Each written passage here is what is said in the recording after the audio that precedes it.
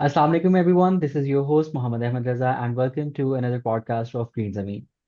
As you know कि हम अपने इस ग्रीन ज़मीन के पॉडकास्ट सीरीज में डिस्कस करते आ रहे हैं क्लाइमेट चेंज और स्पेसिफिकली पाकिस्तान में फार्मिंग पे किस तरह से उसका असर पड़ रहा है और किस तरह से पाकिस्तानी फार्मर्स अकॉर्डिंगली अडाप्ट कर सकते हैं। हम इस पे बात करते आ रहे हैं। इसी सिलसिले में जो आज का हमारा पॉडकास्ट है हम उसमें बात करेंगे कि जो सडन वेदर पैटर्न्स हैं उसकी वजह से जो एक शिफ्ट आ रहा है, जो फ्लडिंग हो रही है, जो स्वेयर वेदर पैटर्न शिफ्ट्स हमें देखने को मिल रही हैं, उसके दौरान किस तरह से फार्मर्स जो हैं वो बेहतर तरीके से बेहतर प्रैक्टिसेस और क्लाइमेट रिजिलियंट क्रॉप्स को जो है वो अडॉप्ट कर सकते हैं। हम इसके साथ साथ ये भी बात करेंगे क्लाइमेट रिजिलियंट क्रॉप्स कहते किसे हैं, बायोटेक्नोलॉजी का या फिर जो न्यू सीड वेराइटीज़ हैं उसमें वो क्या रोल प्ले कर रही हैं। और इसके साथ साथ ये भी हम बात करेंगे कि ये जो क्लाइमेट रिजिलियंट क्रॉप्स हैं किस तरह से ये यील्ड को इम्प्रूव करने में फार्मर के लिए हेल्पफुल जो है वो रहती हैं। आज इस टॉपिक पे बात करने के लिए जो हमारे साथ की स्पीकर मौजूद हैं वो है मिस्टर माज अनवर। माज अनवर प्लांट साइंटिस्ट हैं जो कि इस टाइम यूनिवर्सिटी ऑफ ग्राट्स ऑस्ट्रिया में पीएचडी स्कॉलर हैं। So first of all thank you so much माज, आपने आज हमें इस पॉडकास्ट के लिए टाइम दिया। Thanks very much. It's an honor, really. Thank you. So much, सबसे पहले तो I would like to request कि आप थोड़ा सा हमें बताएं कि क्लाइमेट रिजिलियंट क्रॉप्स हैं क्या, इसका कॉन्सेप्ट क्या है, ये कहते किसे हैं। Well, climate resilient crops, जैसे कि इसका नाम भी बोलता है कि ये क्लाइमेट की जो हार्श कंडीशंस हैं, हार्श वेदर कंडीशंस, जैसे कि एक्सट्रीम फ्लड्स की वजह से जो पानी बहुत ज़्यादा खड़ा हो जाता है, या ड्राउट आ जाता है, क्योंकि अक्सर फ्लड्स के बाद हमने देखा है हिस्ट्री में भी कि ड्राउट कंडीशंस बहुत ज़्यादा प्रिवेल करती हैं, या एक्सट्रीम हीट कंडीशंस हैं, या लो टेम्परेचर कंडीशंस हैं। बेसिकली इन्वायरमेंटल कंडीशंस जो भी हार्श हैं प्लांट्स के लिए, आइडियल कंडीशंस नहीं है जिनमें प्लांट्स ग्रो कर सकते हैं। तो उनको ओवरकम करने के लिए ऐसी कंडीशंस को जो साइंटिस्ट हैं उन्होंने एक क्लाइमेट रिजिलियंट क्रॉप्स की टर्म इंट्रोड्यूस करवाई है, जिसके अंदर क्रॉप्स का जो जेनेटिक मेकअप होता है बेसिकली उसको मॉडिफाई किया जाता है एडवांस मोलिकुलर बायोलॉजी या बायोटेक्नोलॉजी या ब्रीडिंग टेक्निक्स के थ्रू, जिससे जो प्लांट्स हैं वो विद स्टैंड कर पाते हैं इन सब एनवायरमेंटल कंडीशंस को। और जैसे कि आपने अभी शुरू में भी शॉर्टली बताया कि एक्सट्रीम फ्लड कंडीशंस हैं पाकिस्तान में अब, तो ये आई थिंक एक बहुत अच्छी अपॉर्चुनिटी है कि इस टॉपिक पे बात की जाए और देखा जाए कैसे क्लाइमेट रिजिलियंट क्रॉप्स हेल्प कर सकती हैं इस तरह की एक्सट्रीम वेदर कंडीशंस में। थैंक यू सो मच माज। So what do you think कि किस तरह से ये जो न्यू क्रॉप्स हैं, क्लाइमेट रिजिलियंट क्रॉप्स हैं, ये किस तरह से फार्मर्स को हेल्प कर सकती हैं ड्रॉट से, हीट से, स्पेसिफिकली पेस्ट से जो है वो डील करने में। वेल, पहले तो आपको ये आइडेंटिफाई करना है ना कि आपका एनवायरनमेंट क्या है, किस एनवायरमेंटल कंडीशन के अगेंस्ट आप जो है वो क्रॉप बनाना चाहते हैं। I mean, theoretically it would be possible to inculcate all these factors into one crop, like एक सिंगल क्रॉप जिसके अंदर रेजिलिएंट होगी इन सब एनवायरमेंटल कंडीशंस के अगेंस्ट विद स्टैंड करने के लिए, लाइक एक simple single crop resistant to like pests, ideally resistant to submergence conditions, like जब extreme floods आ जाते हैं, heat conditions, and at the same time maintaining a decent amount of yield. लेकिन practically it's one hell of a deal to do something like this, तो आपको prioritise करना पड़ता है कि कौन सा ट्रेट आप जो है वो क्रॉप में डालना चाहते हैं। तो लेट्स से अभी पाकिस्तान में इस टाइम जो हमारा इमीडिएट कंसर्न है वो फ्लड्स हैं, राइट। तो उसकी वजह से मैं एक छोटा सा सर्वे पढ़ रहा था, just for the heads up before this interview और one-on-one discussion, whatever you want to call it, कि nearly 1.4 million acres of land is now either destroyed or underwater currently, right, जिसके अंदर crops like cotton, sugar cane, maize जो है वो completely submerged हैं, और इसमें पंजाब जो है वो largely affected है। तो ऐसी कंडीशन में आपको प्रैक्टिकली वो क्रॉप्स चाहिए होंगी जो कि सबमर्जेंस टॉलरेंस हो जिनके अंदर, जो कि जब पानी का एक बहुत तेज बहाव आया है तो वो उसमें ना सिर्फ विद स्टैंड कर पाएं बल्कि उसके बाद वो ग्रो भी कर पाएं समहाउ। साइंटिस्ट ने ऑलरेडी इसके ऊपर रिसर्च की हुई है, उनको पता है कि कौन से जीन्स जो हैं वो रिस्पॉन्सिबल हैं सबमर्जेंस टॉलरेंस के लिए। और आई थिंक कहीं ना कहीं ये प्रैक्टिकली अचीवेबल भी हुआ होगा कि उन्होंने ये कुछ ऐसी प्लांट वैरायटीज बनाई होंगी जो कि सबमर्जेंस टॉलरेंस हैं, but I am not really sure अगर पाकिस्तान में अभी वो इंट्रोड्यूस हो चुकी हैं. So there is this gene called सबवांस. I mean it's now really academic details I am going into. तो आपको बेसिकली क्या करना होता है साइंटिस्ट को, वो हम उन जीन्स को आइडेंटिफाई करते हैं जो कि लेट्स से सबमर्जेंस टॉलरेंस के लिए रिस्पॉन्सिबल हैं, राइट. फिर हम लोगों को उन जीन्स को इंट्रोड्यूस करवाना होता है अपनी प्लांट वैरायटीज के अंदर जो कि ऑलरेडी ग्रोइंग है इधर, ठीक है. तो अब जब वो जीन आपकी उस प्लांट वैरायटी में आ गया, तो उसके बाद वो टॉलरेंस आपको प्रोवाइड करेगा जो कि सबमर्जेंस के दौरान एक प्लांट को चाहिए होगी. तो that's how scientifically it would work. और इसी तरह अगर और हीट हीट की कंडीशंस हैं, लेट्स से आपके पास एक्सट्रीम हीट है और ड्राउट है eight the same time, right. तो उसमें क्या होगा कि पानी पानी बहुत कम अवेलेबल होगा प्लांट को, जिसमें से मोस्टली प्लांट जो हैं वो eventually they would die, right. अगर वो इन्वायरमेंटल उनमें रेजिलियंस नहीं है.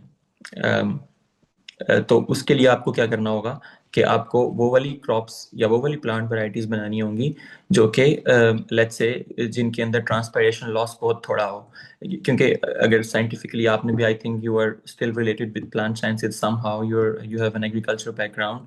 और हमारी ऑडियंस भी जो होगी, आई वुड एज्यूम कि उनको बेसिक लेवल की जो टेक्निकल नॉलेज वो होगा कि जब हीट आती है एक्सट्रीम प्लांट के ऊपर, तो अ, उसका फिर ट्रांसपायरेशन लॉस होता है, मतलब लीफ से पानी निकलता है, ठीक है.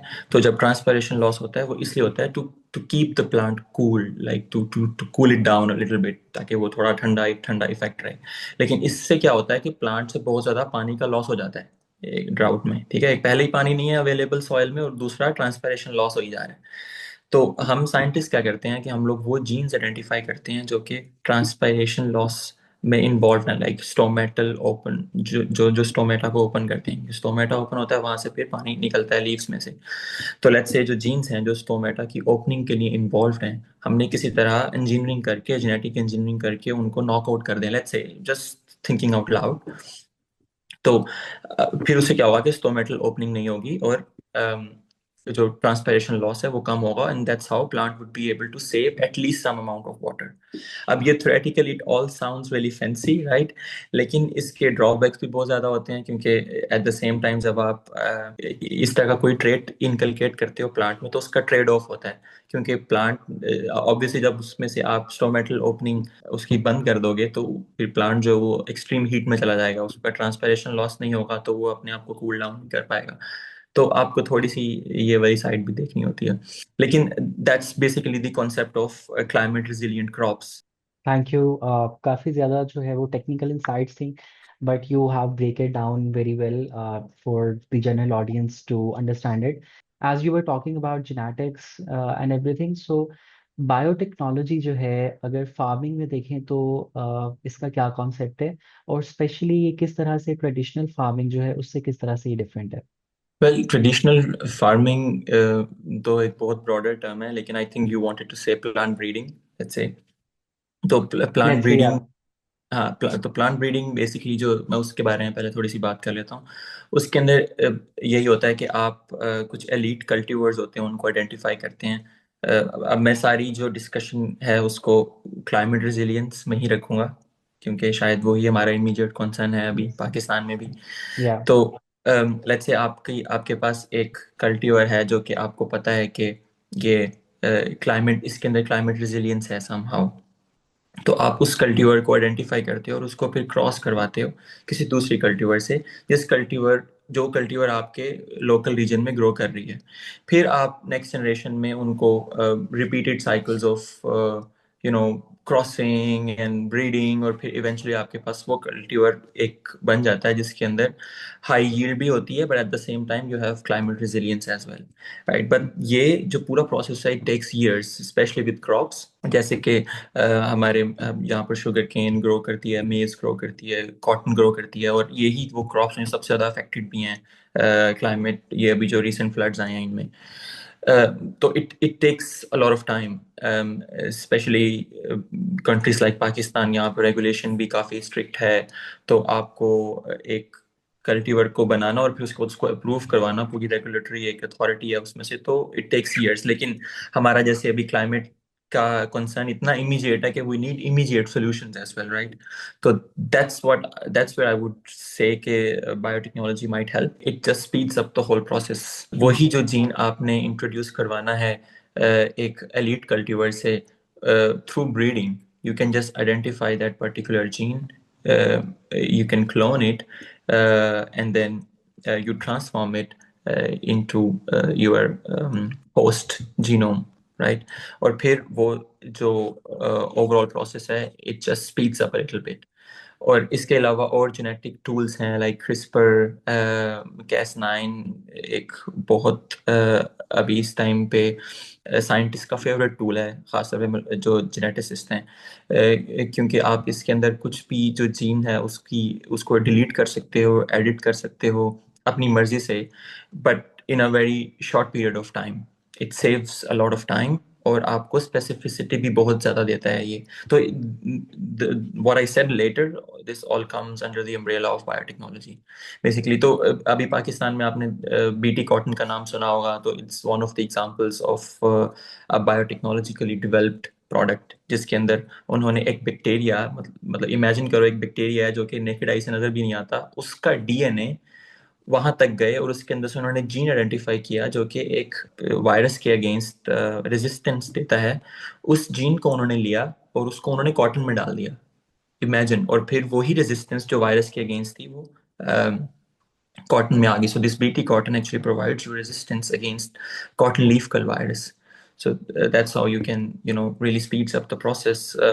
इसी तरह ये एग्जांपल आई थिंक शायद वो गोल्डन राइस की भी है, जिसके अंदर उन्होंने राइस कल्टीवर बनाया था, जो कि जैसे बांग्लादेशी लोग हैं उनकी स्टेपल फूड जो है वो राइस है, राइट? तो अब जब वो राइस खाते थे तो राइस नॉर्मली उसके अंदर विटामिन ए बहुत कम होता है। आई am not sure which country is it, I think it was most probably Bangladesh. तो उनके अंदर वो विटामिन ए डेफिशिएंसी की वजह से they were losing their eyesight over the time, क्योंकि vitamin A is responsible for making your eyesight really really nice. मेरे father को भी विटामिन ए डेफिशिएंसी थी and he also lost his sight over the period of many years. तो इसी तरह वो जब राइस खा रहे थे तो they started to develop this medical conditions. तो उसके बाद साइंटिस्ट ने क्या किया, they took this gene which is responsible for producing vitamin A within rice itself. They genetic engineered it into the rice cultivar, जो कि वो वहाँ पर locally grow करती थी, and then that's how they overcame this vitamin A deficiency। नहीं, बिल्कुल जैसे आप कह रहे हैं कि बहुत ही एक कॉम्प्लेक्स, इट्स अ प्रोसेस, एक कॉम्प्लेक्स प्रोसेस है कि आप छोटे से बैक्टीरिया को इस तरह से जो है वो इंट्रोड्यूस करवाएं एक सीड में। तो इसी पे अगर हम मजीद बात करें कि थोड़ा सा आप बताएं कि ये जो हाइब्रिड सीड्स हैं या फिर बायोटेक सीड्स हैं, इनमें डिफरेंस क्या होता है? वेल ये थोड़ा सा आई थिंक मैंने शायद पहले ही सिंपली बता दिया है कि बायोटेक्नोलॉजी से सीड्स तो आप नहीं बना सकते, क्योंकि सीड्स तो इवेंचुअली आपको ब्रीडिंग से ही बनाना पड़ेगा। क्योंकि बस ये होता है कि जो आपने ट्रेट इंट्रोड्यूस करवाना है वो आप थोड़ा सा फास्टली इंट्रोड्यूस करवा देते हो बायोटेक्नोलॉजी के through in comparison with plant breeding. That's the basic difference. Hmm. Hmm. अच्छा, अगर अगर हम बात करें, right now you are in Austria, before that you are in Pakistan, you had conducted some researches in Pakistan as well before and moving to Europe.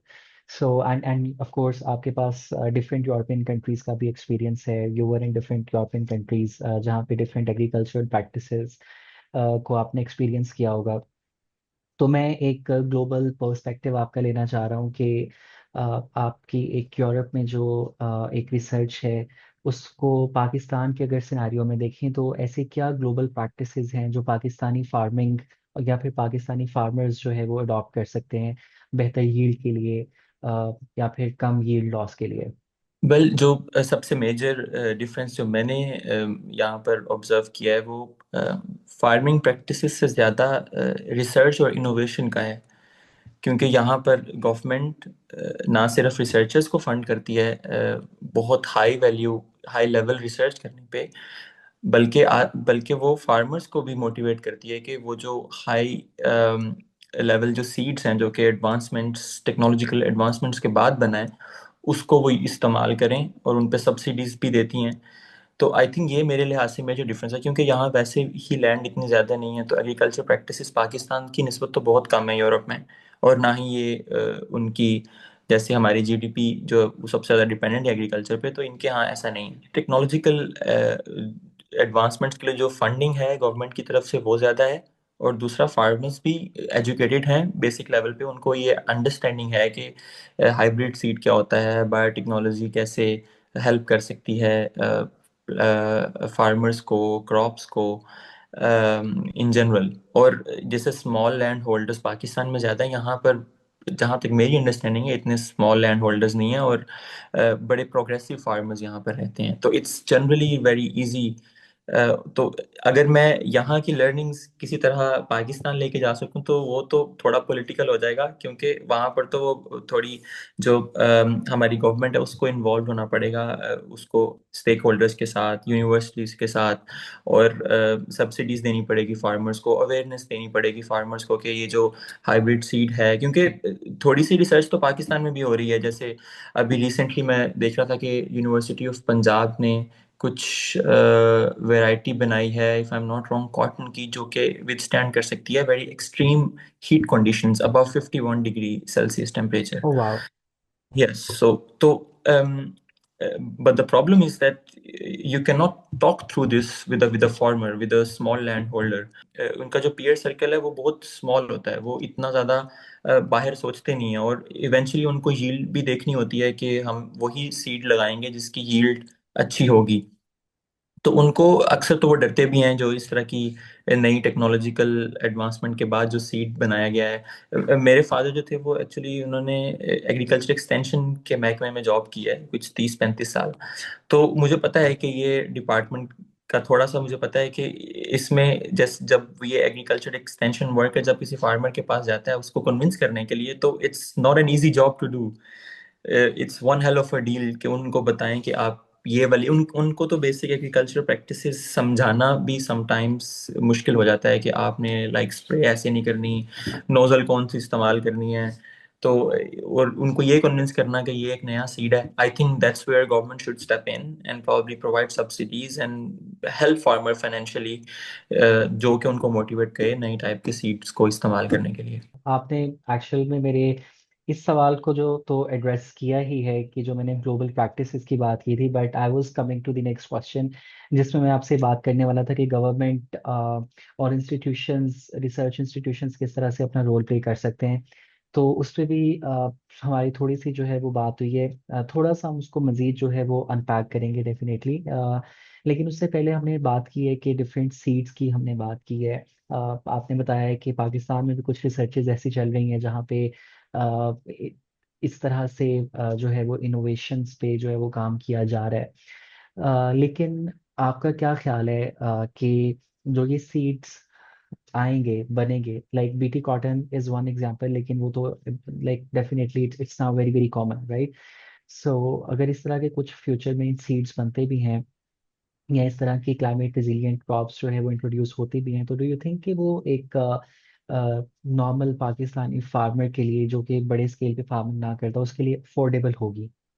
Well, affordability का तो मैं नहीं कह सकता, क्योंकि मुझे ये नहीं पता उस पर कॉस्ट कितनी आएगी ओवरऑल पूरे प्रोसेस को बनाने में। जो वो सीड साइंस एक पूरी वो करेंगे उस सीड को डेवलप करने के लिए, तो वो उस लिहाज से मैं बता सकता हूँ कि वो सीड जो है वो महंगा होगा या सस्ता होगा। मुझे करंट प्राइसेस नहीं पता सीड्स की क्या हैं, तो probably I am not really qualified to say anything on this. लेकिन मैं ये ज़रूर कहना चाहूँगा कि अगर कोई भी क्रॉप या कोई भी किसी भी क्रॉप का सीड अगर वो इवेंचुअली आपको यील्ड ज़्यादा दे रहा है, तो फार्मर्स उसको अडॉप्ट जरूर करेंगे। आज नहीं तो कल जब वो ओवर द टाइम्स अपने पीयर्स में देखेंगे, कुछ प्रोग्रेसिव फार्मर्स को देखेंगे कि जो भी नया सीड आ रहा है, क्योंकि उनको इतना ज़्यादा फर्क नहीं, उनको नहीं पता कि कौन सी साइंस चल रही है क्लाइमेट रेजिलियंस के पीछे।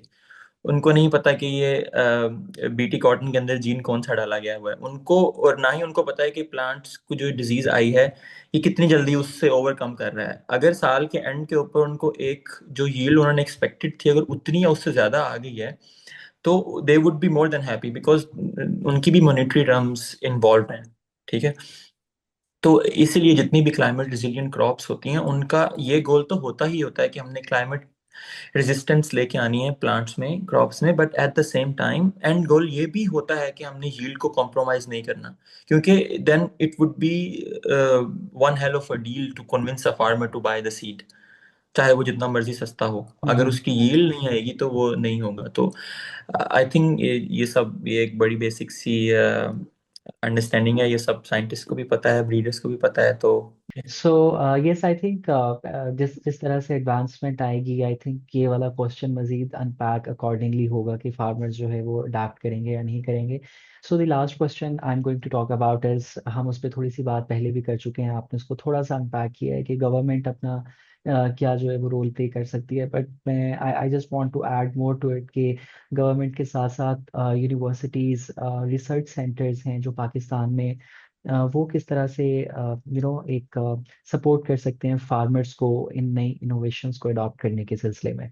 आपका इस पे पर्सपेक्टिव अगर आप शेयर करना चाहें। वेल इसमें मुझे लगता है कि एजुकेशन इंस्टीट्यूशंस का बहुत बड़ा रोल है। ख़ासतौर पे जो गवर्नमेंट यूनिवर्सिटीज़ हैं या गवर्नमेंट इंस्टीट्यूशंस हैं, इनका डायरेक्ट लिंक होना चाहिए स्टेक होल्डर्स के साथ, इंडस्ट्रीज़ के साथ, बड़े फार्मर्स के साथ, जो कि समझते हैं साइंस को, और जो नहीं भी समझते उन तक भी रसाई किसी ना किसी तरह यूनिवर्सिटी की होनी चाहिए। आई रिमेंबर जब मैं बैचलर्स कर रहा था पाकिस्तान में, we had this student body जिसका नाम था एग्रीकल्चर वॉलंटियर सोसाइटी। उसमें हम, हमारा एम ही यही था कि हम लोगों ने जो स्मॉल लैंड होल्डर्स हैं स्पेसिफिकली उनके पास जाना है, और उनको जो भी यूनिवर्सिटी ने एकेडमिक नॉलेज अटेन किया है वो उन तक कन्वे करना है कि, और उनको प्रैक्टिसेस बतानी है। मतलब बेसिक प्रैक्टिसेस तो वो हमसे भी बहुत अच्छी कर रहे हैं क्योंकि उनका रोज का काम है ये, लेकिन कुछ जो नई इनोवेशंस आई हैं जो कि अप्रूव, जिस पे सबका एग्रीमेंट है कि that would eventually help farmers, उनको हमने अगर बता सकें किसी तरह।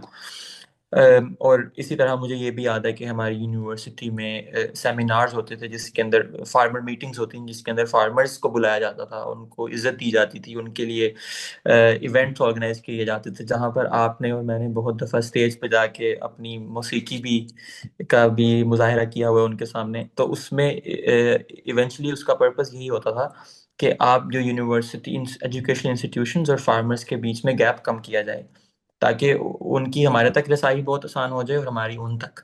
तो आई think that's how probably government can also help, क्योंकि एजुकेशन इंस्टीट्यूशंस के थ्रू और एट द सेम टाइम उनको मॉनेटरी बेनिफिट्स गवर्नमेंट दे सकती है डायरेक्टली, पैसों की सूरत में, सब्सिडीज की सूरत में। कोई नया सीड आया है, अगर वो नहीं लगा रहे तो उनको बोलें कि अगर आप ये लगाएंगे तो हम आपको एडिशनल मतलब पैसे देंगे इसके, अगर जो भी आपको लॉसेस आएंगे। लेकिन अगेन हमारी वही थोड़ा पॉलिटिकल हो जाएगा, क्योंकि हमारे पास तो बेसिक नीड्स, जो बेसिक नेसेसिटीज हैं, रोटी कपड़ा मकान, उसके पैसे नहीं है। तो ये तो इट्स रियली फार अवे, ये हम्म। तो जो डेवलप्ड नेशंस हैं उनके काम है। Yeah you right, no I totally agree on that because अभी अगर हम देखें तो the need for awareness farmers के लिए इज पहले मतलब इतनी कभी भी नहीं थी जितनी अभी इस नीड को आइडेंटिफाई जो है वो किया जा रहा है। And I think such seminars, awareness seminars in the educational institution, in the universities, research centres should be more and more, जहाँ पे फार्मर्स जो हैं वो पार्टिसिपेट कर सकें, उनको ना सिर्फ इनोवेशन के बारे में बताया जा सके बल्कि इस बारे में बताया जा सके कि इस इन इन इनोवेशंस को अडाप्ट करना ज़रूरी क्यों है। हम्म। So I think that is very, very important. Thank you so much, Maz, for giving us time आज के पॉडकास्ट के लिए, एंड देयर वर डेफिनेटली बहुत ही यूजफुल इंसाइट्स थी जो कि हमारे लिए जो कि हमारी ऑडियंस के लिए will be very very useful. Thanks again for today's podcast. You're welcome. I would say thanks for inviting me, giving me the opportunity to speak on this. I think it's really important to talk on issues like this, जो कि भी बहुत ज़्यादा prevalent हैं पाकिस्तान के अंदर, और इनको एड्रेस करना बहुत ज़रूरी है। लार्ज स्केल के ऊपर हम तो बात कर ही रहे हैं, लेकिन लार्ज स्केल के ऊपर आई आई रियली होप कि हमारी गवर्नमेंट भी कुछ इस बारे में सोचे, और सिर्फ तब ही हमें परेशानी ना हो जब फ्लड्स हमारे दरवाजे के ऊपर आ जाएं कि अब हमें क्रॉप्स भी चाहिए और बेटर इंफ्रास्ट्रक्चर भी चाहिए, बेटर ड्रेनेज सिस्टम भी चाहिए। हम पहले से ही फोर्स ही कर सकें थ्रेट को। हमारे लिए तो ये फोर्स ही करना बहुत ही आसान है, क्योंकि हमें पता है कि मूनसून जो है वो एक पर्टिकुलर सीजन में आता ही आता है। तो हम उसके लिए अपने आप को प्रिपेयर कर सकते हैं लॉजिस्टिकली। अब मैं आपको यूरोप की एक छोटी सी मिसाल देता हूँ। यहाँ पर जो बारिशें होती हैं वो तो पाकिस्तान से कहीं कहीं दूर दूर तक भी मुकाबला नहीं है उसका। यहाँ तो आए हर रोज ही मतलब बारिश हो जाती है, यानी सो अनप्रडिक्टेबल कि एक डेढ़ घंटा पहले इतनी धूप होती है और शाम को you you would see that it's raining like cats and dogs. तो लेकिन यहाँ पर इनका ड्रेनेज सिस्टम इतना अच्छा है कि बारिश होने के 10 या 15 मिनट के बाद आप बाहर चले जाएं, आपको एक बूंद भी नजर नहीं आएगी सड़क के ऊपर। तो आई रियली होप कि हम लोग इस दफा सबक लें और बड़े पैमाने के ऊपर हम लोग जो इंफ्रास्ट्रक्चरल चेंजेस हैं उसको की करें। और फिर एग्रीकल्चर भी ऑब्वियसली ज़रूरी है हमारे लिए, उसको भी बेहतर किया जाए। Of course, of course. Thank you so much Maaz. इसी के साथ साथ I would like to thanks my audience आज हमारे साथ इस पॉडकास्ट में बने रहने के लिए। एंड आई होप दैट ये पॉडकास्ट आप लोगों के लिए भी यूजफुल एंड फ्रूटफुल जो है वो रहा होगा। इस तरह इस आज की इस डिस्कशन से रिलेटेड अगर कोई आपकी क्वेश्चंस है, कोई क्वेरीज हैं, तो please feel free to drop them in comment box. हमें कमेंट में बताइए and we would love to address them. अगले पॉडकास्ट तक के लिए अल्लाह हाफिज।